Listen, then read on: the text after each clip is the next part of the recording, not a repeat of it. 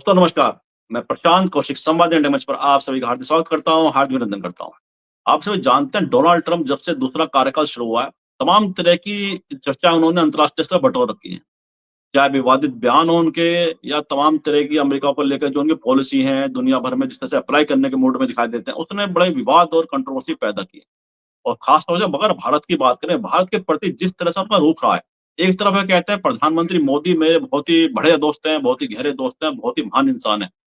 भाई दूसरी तरफ है लगातार प्रधानमंत्री मोदी को कहीं न कहीं एक ऐसी स्थिति में राजनीतिक रूप से परेशानी में डालने के बयान भी देते हैं, जो भारत में प्रधानमंत्री मोदी के सामने राजनीतिक रूप से बड़ी परेशानी खड़ी कर देते हैं।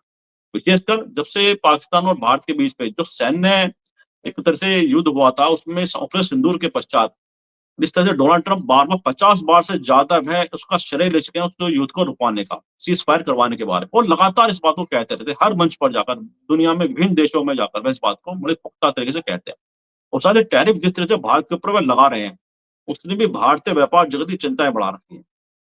और खास तौर से जिस तरह से उनका एक पूरा माइंडसेट दिखाई देता है कहीं न कहीं भारत को वह और प्रधानमंत्री मोदी को कोई भी ऐसा मौका नहीं छोड़ रहे हैं जहाँ पे उनकी चुनौतियाँ बढ़ें। और साथ ही आज शी जिनपिंग जो चीन के राष्ट्रपति हैं और डोनाल्ड ट्रंप के बीच में भी दक्षिण कोरिया के बुसान शहर में सैन्य हवाई अड्डे पर उनकी मीटिंग इस समय चल रही है। वो भी बहुत महत्वपूर्ण है अंतर्राष्ट्रीय स्तर पर अगर इस दृष्टिकोण से देखें, चीन और अमेरिका के दृष्टिकोण से देखें, तो भारत पर इस पूरा जो घटनाक्रम चल रहा है अंतर्राष्ट्रीय स्तर पर डोनाल्ड ट्रंप की पॉलिसी जिस तरह चल रही है, उसका भारत पर क्या प्रभाव लगातार हो रहा है। इन सब बातों पर चर्चा करने के लिए अंतर्राष्ट्रीय मामलों के जानकार वरिष्ठ नौकरशाह हैं, हमारे साथ चर्चा में शामिल है, उनका परिचय आप सबसे करा देता हूँ। हमारे डॉक्टर प्रभात राय जी जुड़ गए हैं, बहुत ही सीनियर नौकरशाह रहे हैं, बहुत-बहुत स्वागत करता हूँ, बहुत अभिनंदन करता हूँ।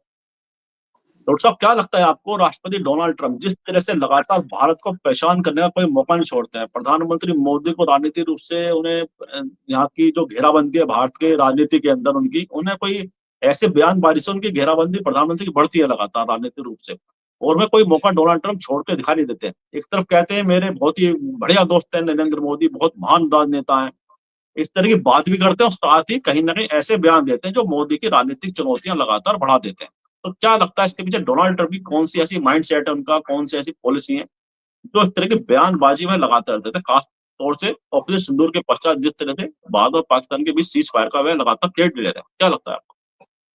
देखिए, ऐसा है कि पिछले विगत विगत जो उनका राष्ट्रपति का कार्यकाल था, उसमें उन्होंने जो रणनीति अपनाई भारत के प्रति और पाकिस्तान के प्रति, वो आपको पूरी तरह से मालूम है। आप बड़े जर्नलिस्ट हैं, काफी जानकारियां आपके पास हैं। सबसे पहली बात यह कि उन्होंने उस दौर में कहा कि पाकिस्तान जो है वो बहुत बड़ा गढ़ है जिहादी जिहादी आतंकवादियों का। याद कीजिए उनके बयान। और जो भी दौलत हमने इन्हें फराहम की है, उपलब्ध कराई है, उसका केवल 10% इन्होंने आतंकवादियों को खत्म करने के लिए इस्तेमाल किया, 90% हिंदुस्तान के विरुद्ध इस्तेमाल किया कश्मीर वॉर में। जो कश्मीर में जिहादी जंग चल रही है ना, पिछले समझिए लंबे अरसे से ऑनवर्ड्स 1989 जो प्रॉक्सी वार लड़ रहा है पाकिस्तान, उसके लिए। और वो दौलत दी गई थी अफगानिस्तान में जिहादियों के खिलाफ, तालिबान के खिलाफ लड़ने के लिए, क्योंकि अमेरिका लड़ रहा था, नाटो फोर्सेस उतार दी गई थी 2001 में, आपको याद होगा, जबकि तालिबान ने न्यूयॉर्क ट्रेड सेंटर पर हमला किया था। तो उस वक्त कितना बड़ा नुकसान अमेरिका का हुआ था, उसके प्रतिशोध में बुश साहब ने, बुश थे उन दिनों राष्ट्रपति, जूनियर बुश, उन्होंने अटैक किया था और पाकिस्तान को बड़ा बेस बनाया था। पाकिस्तान ने दिखावे के तौर पर, हालांकि तालिबान को सत्ता नशीन पाकिस्तान ने कराया था, लेकिन बाद में पाकिस्तान जैसे रंग बदलता है ना गिरगिट की तरह राजनीति में अपने फायदे के लिए, दौलत के लिए, तो उन्होंने कहा हम अमेरिका के साथ हैं, तालिबान के खिलाफ। तो ट्रंप साहब ने पिछले विगत अपने अनुभव को बताया, पुरानी सरकारों के अनुभव को बताया, पूरी CIA के जो रिपोर्ट्स हैं उनके आधार पर कहा कि पाकिस्तान सबसे दुर्दांत गढ़ है जिहादी आतंकवादियों का, और भारत मेरा सबसे अच्छा दोस्त है। भारत को बड़ी इमदाद भी की उन्होंने, भारत को बड़ा सराहा है, भारत को बड़ी तवज्जो दी। मोदी ने भी जाकर हाउडी ट्रंप कहा, उनको इलेक्शन जिताने का प्रयास किया। जब हम यहाँ पर आए तो मोदी जी ने बड़ा खैर मकदम किया गुजरात में, आपको याद होगा। वो दोस्ती का शिखर था, भारत और अमेरिका की दोस्ती का शिखर बिंदु था। इस दफा जब वो सत्ता नशीन हुए, राष्ट्रपति बने, तो वो एकदम डिफरेंट फॉर्म में आए, खासतौर पे जब आपने अभी उल्लेख किया कि जब जो है पाकिस्तान और भारत के बीच ऑपरेशन सिंदूर के दौरान झड़प हुई और पाकिस्तान के ही जिहादियों ने हमला किया पहलगाम पर, हमारे बेगुनाह नागरिकों को हलाक कर दिया, तो भारत ने भी ऑपरेशन सिंदूर का संचालन किया। कामयाबी के साथ हमने उनके आतंकवादी ठिकानों को नष्ट किया जिहादियों के, और हमने न सिविलियंस को निशाना बनाया न पाकिस्तान के मिलिट्री को निशाना बनाया। उन्होंने दावा किया कि मैंने ये युद्ध रुकवाया है, दोनों को बुलाया और युद्ध रुकवाया। भारत ने स्पष्ट इनकार किया कि ये युद्ध अमेरिका ने नहीं रुकवाया, बल्कि हमने स्वयं बातचीत करके पाकिस्तान की पहल पर रुकवाया। ये पाकिस्तानी जनरल्स ने पहल की। इस बयान से बेहद चिढ़ गए। तो उनका जो ये सनक है ना, जो जिसको आपने कहा उनका मूड क्या है, उनका मिजाज क्या है, वो बड़े सनकी हैं। वो he is not at all a politician, he is never been a seasoned politician. वो बहुत बड़े व्यापारी हैं, बहुत बड़े टाइकून हैं, बहुत अमीर शख्सियत है, और अपनी दौलत के बल पे, और इस बार एलन मस्क की दौलत के बल पर वो सत्ता नशीन हुए, सब जानते हैं। तो उनकी जो ये मिजाज है ना, वो एक पॉलिटिशियन का मिजाज नहीं है, एक डिप्लोमेट का मिजाज भी नहीं है, बल्कि एक बहुत ही गरूर से, अहंकार से भरे हुए एक अमीर का, दौलतमंद अमीर का मिजाज है, जो चाहता सब कुछ मेरे हिसाब से हो, मेरा हुक्म माने हिंदुस्तान। मैंने कह दिया तो मुझको नोबेल प्राइज दिलाए। और पाकिस्तान का तो कोई चरित्र नहीं है, आपको पता है। वो चीन का भी दोस्त है, चीन के चरणों में भी पड़ा रहता है, और अमेरिका का भी सबसे बड़ा दोस्त है, या नहीं? तो इसलिए देखिए, पाकिस्तान ने तो तुरंत कहा, मुनीर ने कहा कि भाई हम आपको सिफारिश करते हैं नोबेल प्राइज दिलाने के लिए, आपने सचमुच पीस कराई हमारे बीच में, नहीं तो अणु बम चल जाते हमारे बीच में। तो क्या था, इन्होंने कहा मैंने दो परमाणु संपन्न राष्ट्रों को बड़े युद्ध से बचा लिया, मैंने बचा लिया। समझिए, बच्चे तो हैं, क्योंकि आपस में बचे नहीं लड़ते तो ट्रम्प क्या कर लेते, क्या कर लिया था पहले जब इंदिरा गांधी ने युद्ध लड़ा था पाकिस्तान के विरुद्ध 71 में, तब तो दो फ्लीट भेजे थे। तब क्या कर लिया था अमेरिका ने हमारा, जॉब कर लेता, जब नहीं मानी हमने उसकी बात। तो इसलिए मोदी साहब ने उसी विदेश नीति का पालन करते हुए, जो कभी नेहरू ने नॉन अलाइंड पॉलिसी अख्तियार की थी, और शुरू से ये जब पहली लड़ाई हमारे बीच हुई 1965 में, तो जो लाल बहादुर ने नीति अपनाई थी, लाल बहादुर शास्त्री ने, कि ये कश्मीर का मामला दो देशों के बीच मामला है। नेहरू जी इसको यूएन में ले गए थे ना, बाद में विड्रॉ किया ये हमने पॉलिसी को, कि हम आपस में फैसला करेंगे, यूएन को कोई अधिकार नहीं है। और उसमें रूस ने हमारा कितना साथ दिया आप जानते हैं, बहुत जानकार जर्नलिस्ट हैं आप। 6 बार वीटो किया इन favour of India on the issue of Kashmir, 6 times. और हमारे साथ मिलिट्री टीटी भी की, इंदिरा गांधी का जब दौर था 71 में, याद होगा आपको। उसी मिलिट्री टीटी के बदौलत 4 फ्लीट्स भेजे उसने हिंद महासागर में, 2 फ्लीट्स के मुकाबले भाग खड़ा हुआ अमेरिका। उस समय वियतनाम में भी हार रहा था। तो अमेरिका तो भारत के सदा शत्रुतापूर्ण व्यवहार रहा अमेरिका का हमारे प्रति। जब ये सेंटो बनाया था ना, सेंट्रल टीटी ऑर्गेनाइजेशन, उस वक्त भी पाकिस्तान उसका सदस्य था, मिलिट्री टीटी का। हम लोग ने किसी मिलिट्री टीटी के सदस्य में रहे, कोल्ड वॉर में भी। एक पहली और आखिरी टीटी हमने इंदिरा गांधी के दौर में रूस के साथ की थी, मिलिट्री टीटी। अगर हम पर हमला होगा तो वो आएगा, और उस पर हमला होगा तो भारत की फौज जाएगी। 20 साल चली वो, बाद में अब नहीं है वो treaty. There is no treaty between India and Russia, क्योंकि 1991 में सोवियत यूनियन का डिबैकल हो गया, सोवियत यूनियन विखंडित हो गया, और एक नए रूस का उदय हुआ, जिसमें कम्युनिस्ट शासन नहीं था, एक डेमोक्रेटिक रूल था, एक प्रजातांत्रिक रूस था। लंबे दौर के बाद पुतिन जैसा उनको प्रधानमंत्री मिला, राष्ट्रपति मिला, बड़े कैओस के बाद 10 साल के, और वहां पर शांति आई। पुतिन ने फिर ये सत्ता स्थापित की, और युद्ध चल ही रहा है। अभी पुतिन ने तेल को हमको बहुत मदद किया, आपको पता है। इस बात से भी चिड़े हुए हैं ट्रम्प साहब कि रूस से हम तेल क्यों खरीद रहे हैं। भाई हम किसी से भी खरीदे, तुम्हें क्या मतलब, तुमसे भी तो बहुत कुछ खरीद रहे हैं हम। तो रूस तो मना नहीं करता कि इनसे हथियार मत खरीदो। कितने सौदे किए हमने अमेरिका के साथ, इजराइल के साथ, अभी हथियारों के। वो तो रूस के दुश्मन है, वो दूसरे ब्लॉक के है ना। कभी पुतिन ने ये कहा हो किसी बयान में कि भारत रूस से नहीं खरीदेगा, भारत अमेरिका से खरीदेगा तो मैं संबंध तोड़ दूंगा उससे? कहा कभी? क्योंकि हम नॉन अलाइन नेशंस हैं। जब चीन का हमारा युद्ध हो रहा था, आपको याद कीजिए, आज पंडित नेहरू को बहुत कुछ उल्टा सीधा कहा जाता है दुष्टों द्वारा, पता ही आप जो जानते नहीं इतिहास को। He was the only prime minister who was supported by Kennedy and Khrushchev both in 1962 war. याद कीजिए वो दौर।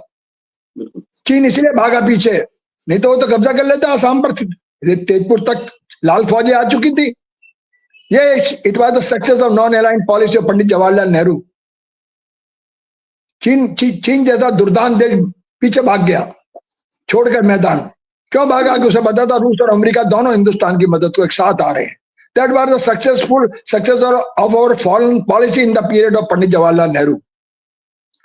ठीक है, गलती हो गई, चावल पे हमने ज्यादा विश्वास कर लिया पंडित नेहरू ने। वो सीधे साधे व्यक्ति थे, सरल व्यक्ति थे। चावल बड़ा जबरदस्त डिप्लोमेट था, 4 बार हिंदुस्तान आया, नेहरू जी सिर्फ 1 बार गए चाइना। धोखे में आ गए हम लोग, धोखे में हमला हुआ हम पर। तो ये जो ट्रम्प साहब हैं, इनके दिमाग बहुत बिगड़े हुए हैं, और ये सिर्फ इसलिए कि मुझे किसी तरह नोबेल प्राइज मिल जाए, हिंदुस्तान सिफारिश कर देगा तो मैंने ये युद्ध रुकवा दिए, वो युद्ध रुकवा दिए। झूठ, सिर्फ झूठ। न्यूयॉर्क टाइम्स, जिसके साथ हम भी जुड़े हुए थोड़ा बहुत, उन्होंने कहा कि 30,000 बार झूठ बोल चुका है ये ट्रम्प। सिर्फ Modi can break that record, only Modi his great friend. झूठ बोलने के दोनों उस्ताद हैं, माफ करना, भले हमारा प्रधानमंत्री है। सुबह झूठ, शाम झूठ है। यहां मिलता है नेक कोई लाखों में एक। यह झूठ के गुलाम, झूठ सुबह झूठ शाम, कभी भूल से करे ना सच का भला। भूल से भी नहीं सच बोलते, ये बहुत झूठ से राजनीति चलाते हैं। ट्रम्प साहब इनके उस्ताद हैं, क्योंकि वो कहते हैं ये हमारा दोस्त है, उम्र में भी ज्यादा है। वो 80 वर्ष के हैं, हमारा प्रधानमंत्री तो सिर्फ 75 वर्ष का ही हुआ है। पहले कहते थे 75 वर्ष वाला कोई नहीं बनेगा, आगे पॉलिटिशियन कोई नहीं लड़ेगा, खुद ही लड़ रहे हैं, खुद ही नहीं हटने को कह रहे। तो देखिए ट्रम्प साहब जो है, ये 2 झूठे राष्ट्राध्यक्षों के बीच जंग है। 2 बेहद झूठे पॉलिटिशियंस हैं। इसलिए ट्रम्प साहब से कोई हमें ज्यादा शिकायत नहीं है। हम तो खुद ही झूठ भुगत रहे हैं इस मुल्क में, सुबह शाम झूठ भुगत रहे हैं। हमारा प्रधानमंत्री जरा जरा से बात पर टिप्पणी करता है और मणिपुर जाता नहीं है। वाह वारे वारे बहादुर हैं। नरेंद्र मोदी बहादुर की उपाधि मिलनी चाहिए इन्हें, इनको मिलना चाहिए नोबेल प्राइज, इनको भी मिलना चाहिए हमारे मोदी जी को। ये तो जंग के बेहद खिलाफ है। इन्होंने तो यूक्रेन को कहा कि हम जंग रुकवाने जा रहे हैं, बात तक नहीं की। फिर जंग को रुकवाने की बुद्ध का संदेश देके चले आए, बीच में मध्यस्थता नहीं की। तो ट्रम्प साहब भी यूक्रेन जंग रुकवाए ना, उनका दम है। तो यूक्रेन जंग का दावा किया था ना राष्ट्रपति के चुनाव में, ट्रम्प साहब ने किया था, नहीं किया था? मैं 2 दिन में रुकवा दूंगा, 2 दिन में मुझे दे दो राष्ट्रपति पद। कितने महीने हो गए राष्ट्रपति बने, पुतिन ने मानी बात, अब खिसिया रहे हैं, खाली खिसिया रहे हैं। अरे वो दोनों देश मिलकर बात करेंगे, जंग रुक जाएगी। तुम कौन हो चौधरी बनने वाले? तुम कौन हो? जब तुम्हें कोई बुलाए मध्यस्थता के लिए तो जाओ। रूस तो नहीं बुला रहा। जेलेंस्की तो आप पर डिपेंड है। जेलेंस्की तो आपके हथियारों पर, आपकी दौलत पर, आपके लेटेस्ट वेपन्स पर, वो तो आपका गुलाम है जेलेंस्की तो। यूक्रेन तो आपने उसको गुलाम बना लिया। वो कहने लगा मुझे नाटो में ले लो, तो आपने नाटो में लेने के लिए हाँ कर दी। यही तो झगड़े की जड़ है। तो रुकवाए ना। तो ट्रम्प साहब जो हमको रोज धमकियां दे रहे हैं, कभी प्यार कर रहे हैं, कभी पुचकार रहे हैं हमें, हैं? कभी मोदी साहब को दोस्त बताते हैं, और सबसे ज्यादा नुकसान मोदी का कर दिया उन्होंने। एक शब्द नहीं बोलते। मोदी साहब 51 बार ये कहा उन्होंने, कम से कम 51 बार अपमान किया उन्होंने मोदी का। गिन लीजिए, आप बड़े पत्रकार हैं, गिन लीजिए आप। एक शब्द नहीं कहा। इतना अपमान कोई सहता है धरती पर? किसी प्राइम मिनिस्टर एक बार लाल बहादुर को धमकी दी थी हम रोक देंगे गेहूं, क्या किया उसने? हम भूखे मर जाएंगे, तुम्हारे सामने नहीं झुकेंगे। ये होता प्रधानमंत्री, he is the prime minister of India. वो है भारत का गौरव। एक शब्द नहीं निकलता इनके मुंह से, माफ करना। हम तो इतने दिन हुकूमत में रहे, कितने प्रधानमंत्री के तहत हमने काम किया है, कितने राष्ट्रपति रहे, लेकिन कोई ऐसा नहीं देखा हमने, कोई नहीं देखा। क्या मतलब है भाई? वो हमारे ऊपर इतना बड़ा टैरिफ लगा चुका। जिस जिनपिंग की बात आप कर रहे हैं, शी जिनपिंग की, उसने 100% लगाया तो उसने 200% लगा दिया था। ये होता है राष्ट्रपति, ये होता है देश स्वाभिमानी। हमने नहीं बढ़ाया ट्रैफिक 1% भी। हमारे ऊपर उसने कितना बड़ा टैरिफ लगा दिया है आपको मालूम है। मुझे आंकड़ों में जाने की जरूरत नहीं है, अब अच्छी तरह जानते हैं, हमारे सब दर्शक भी जानते हैं आपके चैनल के, किस कदर हम लोग उस स्थिति से गुजर रहे हैं। जबकि हमारी छोटी छोटी कंपनियां, जो जिसका माल सबसे ज्यादा अमेरिका में बिकता था, छोटी छोटी कंपनियों का, वो आज बंद होने के कगार पे 5 लाख कंपनियां, 5 lakhs they are in number, verify कर लीजिए आप। तो ये जो है टैरिफ का हमसे खेल खेल रहे हैं ट्रंप जी, और हमें कह रहे हैं प्रधानमंत्री मेरा बड़ा दोस्त है। भाई कैसी दोस्ती है ये दुनिया में? आज तक तो नहीं देखी हमने, आज तक ऐसी दोस्ती। दोस्त भी कहो और गला भी काटो, पैर काट दो, हाथ काट दो दोस्त के। अगर भारत की इकोनॉमी बैठ गई तो मोदी जी रह पाएंगे प्रधानमंत्री? Can you believe it? जिस तरह से हमारी डिक्लाइन कर रही है इस समय, जो हमारा एक्सपोर्ट, पहले ही हम तो डेफिसिट में है। वर्ल्ड बैंक का सबसे ज्यादा कर्जा हमारे पास है, सबसे ज्यादा बेरोजगारी हमारे आज देश में है। आज क्यों जनाब बताइए आप मुझे, ट्रंप की पॉलिसीज मोदी को कमजोर कर रही है, शक्तिशाली बना रही हैं? प्रधानमंत्री और सरकारें कब शक्तिशाली होती है? रोजगार पैदा हो। रोजगार जब पैदा होगा, जब व्यापार बढ़ेगा, फैक्ट्रियां लगेंगी। या हवा में हो जाए, सरकारी नौकरियां खत्म हो गई देश में। रेलवे में एक भर्ती नहीं है, घट रही है निरंतर सरकारी नौकरियां। 13 लाख 20 लाख कर्मचारी होते थे, अब 10 लाख रह गए रेलवे में, कोई वैकेंसी नहीं है। तो ये छोटा उद्योग ही तो अंतिम हमारा साधन है। जिसे स्टार्टअप कहा ना स्वामी जी ने, स्टार्टअप हमारे मोदी जी ने, वो स्टार्टअप क्या होगा? वैसे इतनी बड़ी बेरोजगारी है, सारा बिहार का चुनाव बेरोजगारी पे हो रहा है इस बार। नेपाल की बेरोजगारी ने क्या कह ढाया, नेपाल छोड़ दिया, तख्ता उलट दिया सरकार का लड़कों ने। तो इसलिए आपके जो उत्तर का, आपके प्रश्न का मैंने छोटा सा उत्तर दिया, शायद मैं अपनी बात समझाने में कामयाब रहा हूँ। जी जी जी। अच्छा, एक महत्वपूर्ण घटनाक्रम और आ रहा है। अगर डोनाल्ड ट्रंप और शी जिनपिंग की आज बैठक हो रही है दक्षिण कोरिया के बुसान शहर के अंदर, वहाँ सैन्य हवाई अड्डा जो है, तो ऐसे में इनकी जो बैठक है कितनी महत्वपूर्ण है अगर अंतर्राष्ट्रीय स्तर के हिसाब से देखें? क्योंकि चीन पे भी जैसे टैरिफ ट्रंप ने लगाया था और चीन ने पलटवार करते हुए उन पे भी टैरिफ ठोक दिया। ऐसे में जो डोनाल्ड ट्रंप बार बार टैरिफ नीति जिस तरह से उन्होंने डिजाइन की है अपने हिसाब से अमेरिका के अंदर, उसने अमेरिका में भी अंदर भी बड़ी परेशानी पैदा की। अमेरिका में बड़ा विरोध हो रहा है डोनाल्ड ट्रंप की नीतियों को लेकर। ऐसे में बुसान शहर में आज शी जिनपिंग और डोनाल्ड ट्रंप का मिलना, इसको किस तरह से आप देखते हैं? देखिए ऐसा है कि जो जिन जिनपिंग है ना, वो बेहद कामयाब लीडर है चीन के।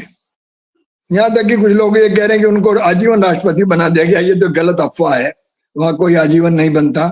हम भी जानते हैं थोड़ा बहुत चीन को। वहां तो कम्युनिस्ट पार्टी चाहती, खुरुशेव को एक दिन 1 मिनट में हटा दिया था क्यूबन क्राइसिस में। सोवियत कम्युनिस्ट सिस्टम आप जानते हैं ना, पार्टी रूल करती है, इंडिविजुअल रूल नहीं करता। वहां कोई व्यक्ति अंतिम नहीं होता, जैसे हमारे यहाँ भी नहीं होता। हमारे यहाँ डेमोक्रेसी चाहे जब जनता हटा देती है, वहां इस तरह की डेमोक्रेसी तो है नहीं। वो तो एक पार्टी रूल है, अंदर पार्टी के अंदर डेमोक्रेसी काम करती है, विद इन पार्टी।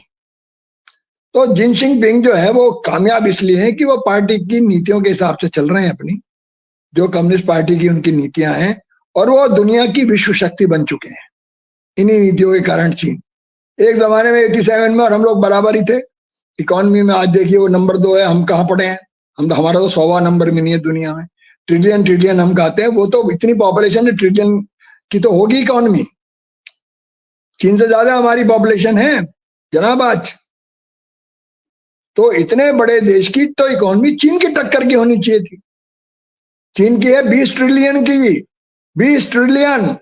हम तरस रहे हैं 4 ट्रिलियन के लिए। सच है नहीं? हमारा मुकाबला चीन से, पाकिस्तान से नहीं है, जापान से नहीं है, 4-8 करोड़ के देश है, इंग्लैंड से भी नहीं है। We should compete with China as far as the matter of trillion is concerned। किसको धोखा दे रहे हैं हम? अपने को, सिर्फ अपने को। सारी दुनिया जानती है हम कितने गरीब हैं। 85 करोड़ आदमी तो राशन पे पल रहे हैं दान के। वैसे हम दुनिया में सबसे बड़ा विकास कर रहे हैं, तरक्की हो रही है हमारी। भाई तरक्की इतनी हो गई तो ये इनको काय को राशन बांट रहे हो? 80 करोड़ तो भूखे ही मान लिए तुमने, है ना? Below the line of poverty, those are having 5 kilo ration per month, they are below the line of poverty. जिस देश में आधी जनता below the line of poverty हो, क्यों साहब बताइए आप मुझे, है या नहीं? 80 करोड़ और हमारी आबादी डबल उससे, 80 करोड़ ऊपर मान लो, जिन्हें रोटी मिलती है ढंग से। यही तो है हमारी पूरी की पूरी पॉपुलेशन, है नहीं? खुद ही सरकार कह रही है कि 80 करोड़ लोग जो गरीबी की रेखा नहीं, इससे नीचे, उन्हीं को दिया जा रहा राशन। गरीबों को नहीं, गरीबी की रेखा के इससे नीचे वालों को। तो इसलिए जो जिन जिनपिंग है और उनकी जो बीच हो रही है, वो बराबर के लोगों में वार्ता हो रही है। नंबर 1 और number 2 super powers of the world. America is the number 1 super power. China is the number 2. Even Russia is not super power. 4, 6, 7 number है रूस का भी इस समय, जो कभी नंबर 1 था जब सोवियत यूनियन जिंदा थी. तो वो तो बराबर के पहलवान है, लड़ रहे हैं. और इस कुश्ती में कौन जीतेगा हम नहीं जानते अभी. हालांकि कई बार गरीब मुल्कों ने भी अमीरों को हराया. अभी तालिबान ने हराया, भाग खड़े हुए 20 करोड़. अभी जो है 2 साल पहले भागे ना यहाँ से, 22 में 21 में तुम दबा के. वियतनाम ने हरा दिया था अमेरिका को 1975 में, भाग खड़े हुए थे ऐसे ही.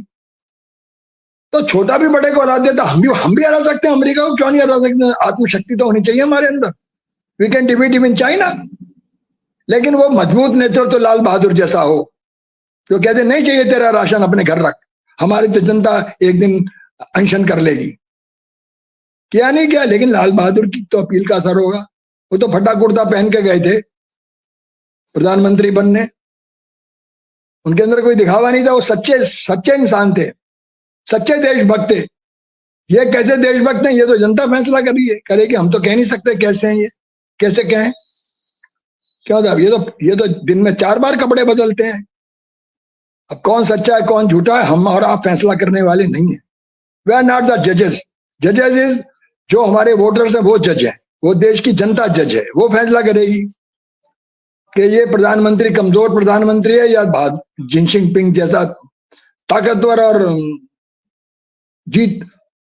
मुंह तोड़ने वाला शासक है, जिसने 100% के लगाया तो 200% लगा दिया ट्रैफिक. अब फिर घटा लिया अमेरिका ने डर के मारे. हम क्यों नहीं लगाते भाई. हमें बर्बाद करने पर तुल गया अमेरिका, आज पूरी तरह बर्बाद करने पर. मैंने बताया ना 5 लाख फैक्ट्री बंद होने के कगार पर हैं, क्योंकि वो सारा माल अमेरिका में बिकता था. हमारी जो इकोनॉमी थी, हमारा जो व्यापार था, वो हमारे पक्ष में था अमेरिका के साथ. चीन के साथ नहीं है हमारा पक्ष में. चीन का पक्ष में है. जो ट्रेड जो है ना, इंपोर्ट और एक्सपोर्ट के बीच जो बैलेंस होता है, इसमें सिर्फ अमेरिका हमारा ज्यादा माल खरीद रहा था और कम हम उससे खरीद रहे थे. तो trade balance was in favour of India as far as the question of America. Very few countries. अभी देखिए इंग्लैंड के साथ भी हमारा है कि हमारे पक्ष में है. इंग्लैंड के साथ हमारा ट्रेड पैक्ट भी हो गया. अब यूरोप के साथ होने वाला है, ऑलमोस्ट तैयार है. अमेरिका भी कह रहा है हमारे साथ भी हो रहा है, नहीं होने का. इस नीतियों से होगा क्या ट्रंप की. चीन के साथ हो जाएगा क्योंकि बराबर के हैं. चीन भी जो है कर देगा ऐसी तैसी, क्योंकि वो लोग दृढ़ लोग हैं, हम लोग कमजोर लोग हैं. हमारी सरकारें कमजोर सरकारें हैं.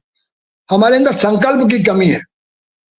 जो एक संकल्प चाहिए ना राष्ट्र बनने के लिए, शक्तिशाली राष्ट्र बनने के लिए, जो किसी का भी मुकाबला करे, चीन हो या अमेरिका हो. पाकिस्तान तो कुछ है ही नहीं, 4 बार हरा चुके. दे पाकिस्तान, दे पाकिस्तान. क्या पाकिस्तान यार.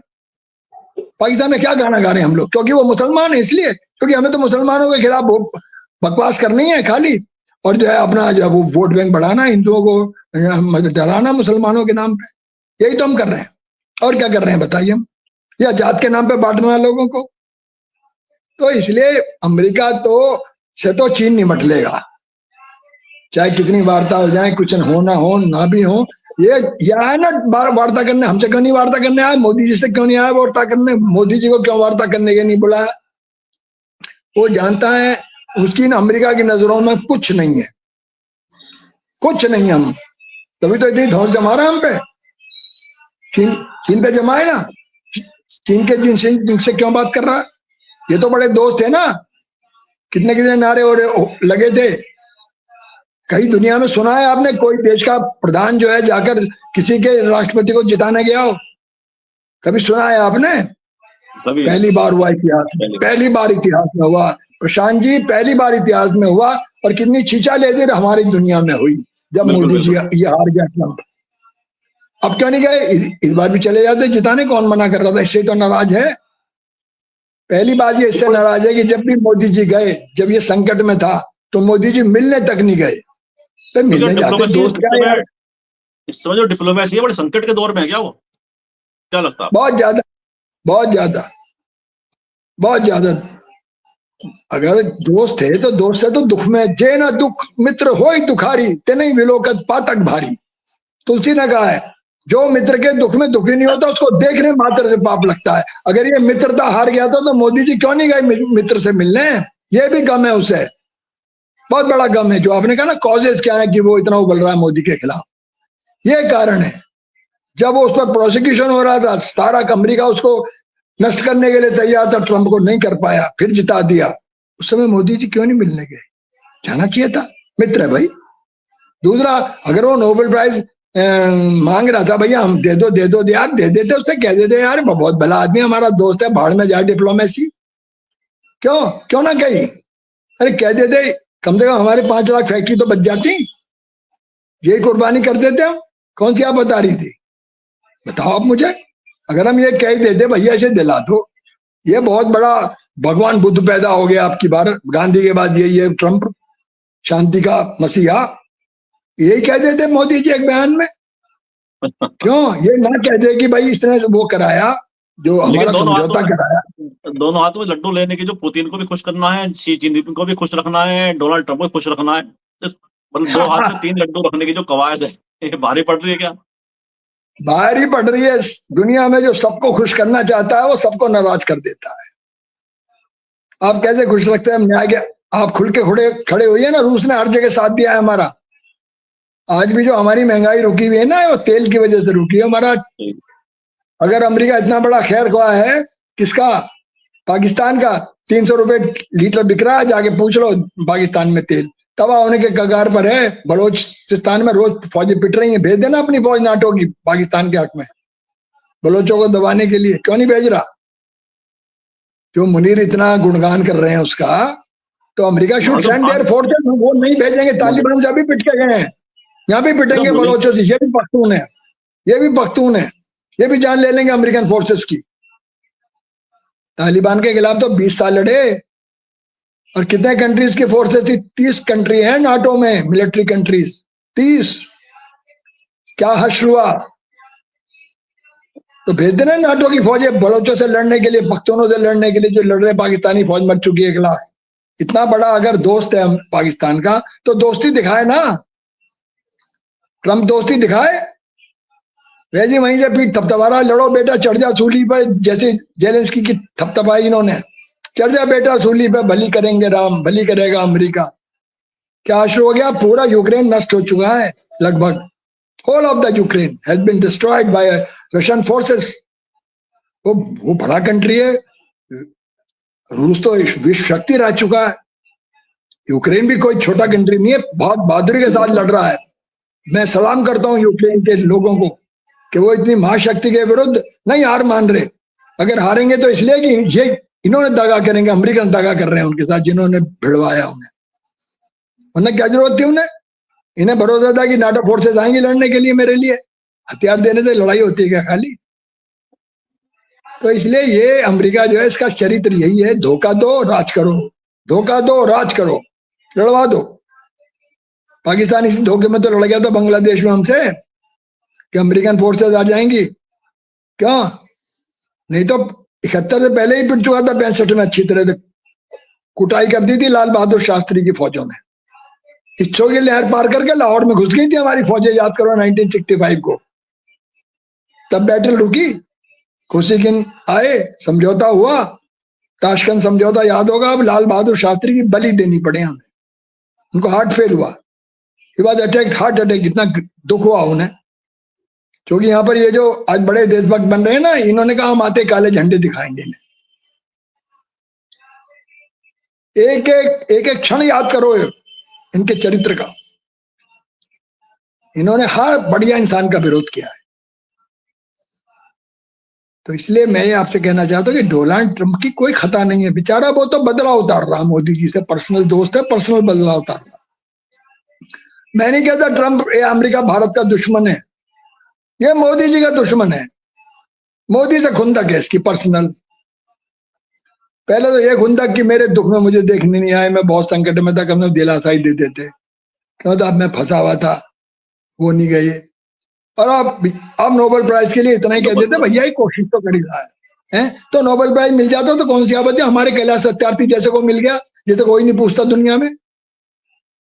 मिला नहीं मिला, किसने दिलवाया सबको पता है। हुकूमत हिंदुस्तान थी ना पीछे, कौन था? हमने तो एक नाचीज को दिलवा दिया। ये तो कुछ चीज भी है ट्रंप यार। हमारी दोस्ती हो जाती, हमारा व्यापार बच जाता, क्या आपत्ति। ये ना कहते कि इसने लड़ाई पाकिस्तान और हमारी रुकवाई है, ये कह देते भाई ये शांति का मसीहा कोशिश तो कर रहा है बेचारा, अब नहीं सफल हो पा रहा तो हम क्या करें। यूक्रेन में फेल हो गया, गाजा में फेल हो गया, यहाँ भी फेल हो गया, पर भाई कोशिश को भी सलाम है, कोशिश तो पूरी कर रहा है, शांति का झंडा उठा के घूम ही रहा है। तो क्या फटा जाती है हमारी।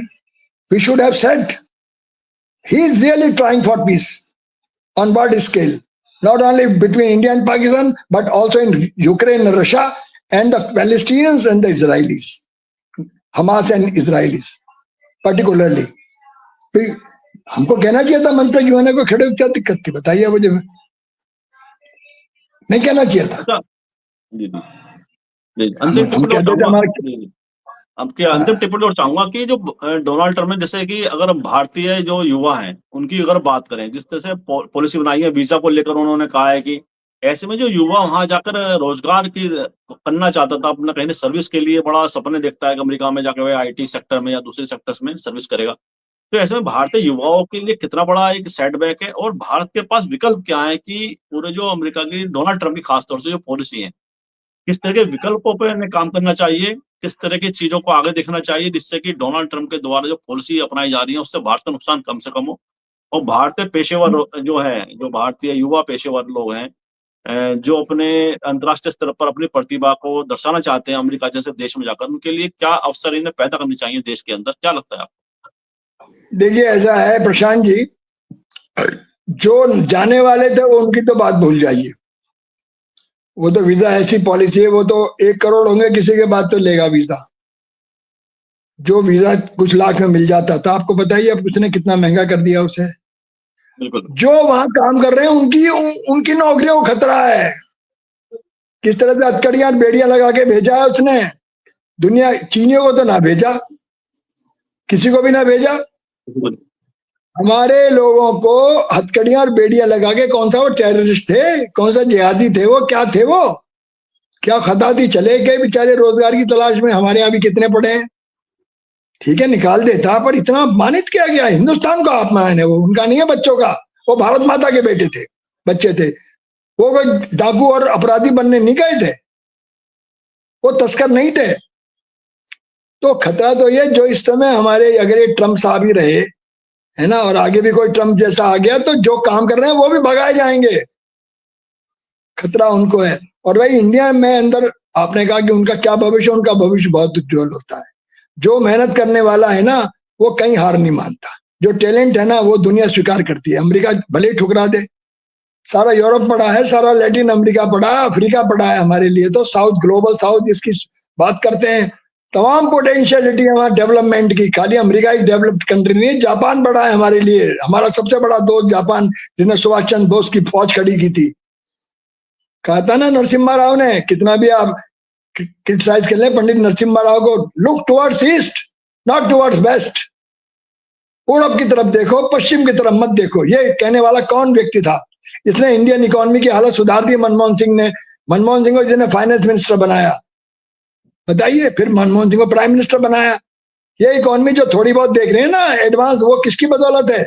नरसिम्हा राव, उसको श्रेय देना चाहिए। जापान जो अच्छी बात है अच्छी कहनी चाहिए, ये शानदार पॉलिसी थी नरसिम्हा राव की, शानदार। लुक टुवर्ड्स ईस्ट, सारा पूरब हमारा है, हम पूरब है वो पश्चिम है, दोनों का मेल न मिलता है। उगता है जो सूरज पूरब में पश्चिम में जाकर ढलता है, ये पश्चिम ने तो हमारा खून पिया है। सदा से साम्राज्यवादियों ने हमको कंगाल किया। 25% दुनिया की जो है जीडीपी थी हमारी अंग्रेजों के आने से पहले, आज 2% नहीं रही है। कौन गुनाहगार है? हम खुद काले अंग्रेज भी गुनाहगार हैं, और वो अंग्रेज पश्चिम वाले। यही अमेरिका को भी उन्होंने गुलाम बनाया था। आज भी अंग्रेजी शासन करते हैं प्रोटेस्टेंट लोग, ये भी प्रोटेस्टेंट है, ये राष्ट्रपति भी, ये अंग्रेज राष्ट्रपति है ट्रम्प, ओरिएंटेशनली। ये सिर्फ 2 कैथोलिक्स बने, एक ओबामा और एक कैनेडी। पढ़िए अमेरिकन इतिहास को, वो तो अपने लोगों को गुलाम बनाए हुए हैं आज भी। इसलिए अमेरिका में जो हाय तौबा है ना, वो इसलिए है क्योंकि टैरिफ बढ़ने से वहां माल भी तो महंगा हो गया। हमारा टैरिफ तो हम पे लगा, वो टैरिफ वसूला किससे जाएगा? वहां बढ़ावा अमेरिकन नागरिकों से। वो जो हम बिल्कुल, लोगों का खद्दर बिकता था, कालीन बिकते थे, तमाम हैंडमेड चीजें बिकती थी, उसी का तो मार्केट था। हम कौन सा हवाई जहाज बेच रहे थे अमेरिका को? हमारे पास तो अपने लिए हवाई जहाज नहीं, हम बेचेंगे क्या चीन? तो मेरा कहने का मतलब है, अमेरिकन जनता भी परेशान है इस अंग्रेज से, समझे सही साहब? बात। ये अमेरिकन शासक जो आज भी है, वो प्रोटेस्टेंट्स हैं और ब्रिटिश ओरिएंटेड है सब। रूलिंग क्लास वहां की रिच है, वही जो रूलर्स थे जब, तभी तो इतना गैप है हमारी तरह। हमारे यहाँ वही तो रूलर बनेंगे जो प्रेसिडेंट चाहेगा, प्रधानमंत्री जी चाह रहे हैं, तभी तो अडानी अडानी इतना ताकतवर बन गया। अपने दम पे बनाए हो? अंबानी किसके दम पे बना था इतना रिच? कांग्रेस के दम पे। पढ़ लीजिए हिस्ट्री। बिरला की जगह सुपरसीड किया नहीं उसने। पहले बिरला प्यारा था कांग्रेस का, बाद में ये अंबानी प्यारा हुआ। अब तो अंबानी और अडानी दोनों प्यारे हैं इनके, सबसे ज्यादा पैसा इन्हें देते हैं इलेक्शन के लिए। इसलिए हमारे बच्चों का कभी भविष्य अंधकार में नहीं होगा, भूल जाइए। टैलेंट हर जगह जगह बनाता है, भारत में भी वो इंकलाब कर सकता है। व्यापारिक इंडस्ट्रियल इंकलाब हमारे बच्चे कर सकते हैं, जो चाहे अमेरिका में सबसे बड़े सीईओ बन सकते हैं। क्यों? बिल्कुल। थोड़ा सा भगत सिंह जगाने की जरूरत है देश में, बिस्मिल को और भगत सिंह को, तो क्रांतिकारियों की स्पिरिट तो पैदा करो यहाँ। इन घुटना टेकने वालों की नहीं। देखिए हमारे बच्चे कमाल करेंगे, जैसे चीन में कमाल किया है। चीन में तो लौट कर आए ना, अणुबम किसने बनाया चीन में? जो अमेरिका से लौट के आए वैज्ञानिक, जब माओ से तुम ललकारा उन्हें, आ जाओ अपने देश में।